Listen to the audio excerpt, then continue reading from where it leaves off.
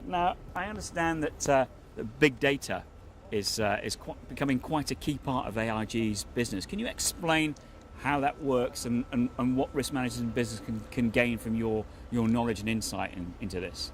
Yes, definitely. As you know, that we have been communicating quite a lot around the last few months and the last 2 years around the big data. Mm-hmm. We have been investing quite a lot in the science team because we really believe that the best way to be flexible and to provide good solutions for customers is to really understand their needs and their business. And one of the key things to be more granular and to be very flexible and tailor-made and not to be too generic is to have a lot of data around the risk. So in that respect, we have been massively invested in terms of science. We have a significant science team across the continent, across the globe. We have a science chief officer in Europe with Ashley Hurst. He's just driving the process for us. But we also, as another example, we massively invested recently in India. We just created our own analytical center in Bangalore, just to start with serving our property and energy risk. The idea will be to have roughly 200 people just focusing on modeling, risk analyticals, and also prevention, risk engineering, to better understand the risk of our customer, to be in position to provide them with more granular, specific solution. So it's why for us that data is a good way for us to better understand the risk and to also help the customer to have better solution. And how are your customers responding to this? Because I know big data is well, it's not one word, is it? But it's a sort of buzz phrase that you hear a lot about. But although people like to talk about it, there's not always that real understanding of what it can do. So how are you getting that the true message across to the client of its importance? For us, the key first point is to engage with customers, to have dialogue with them, to really try to explain how data can help us to better understand the risk. And what we try to do also is to have some modeling specifically to some customer to really understand, based upon their exposure, how we can have some more specific solution.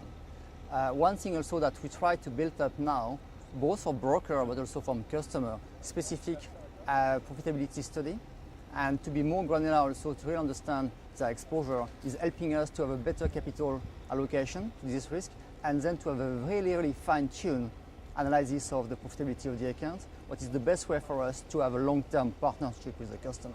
And are your customers already seeing the benefits of the big data solutions that you're putting their way? I think so some of them can start to see it because we are doing more modeling on specifically on the Nat Cat exposure. Yes. We are working also to see, it's just the beginning, how the big data can help us to better assess the business interruption, because business interruption is a key topic, an enduring topic. We are moving from the pure physical damage business interruption to a more broad form, and that to be in position as a market to evolve to a more broad form, that is a request from the customers. We need to really understand better where the exposure is. When you talk to your clients in general, what are you picking up from the risk managers from a corporate perspective as the key, as the sort of the big risks that they're most concerned about at the moment? Perhaps the emerging risks, for example. What are they talking to you about? What I'm seeing at the moment that both on customer but also on insurer is to optimize the balance sheet protection. Right. And this optimization for me is mainly focusing around business interruption on the broad sense.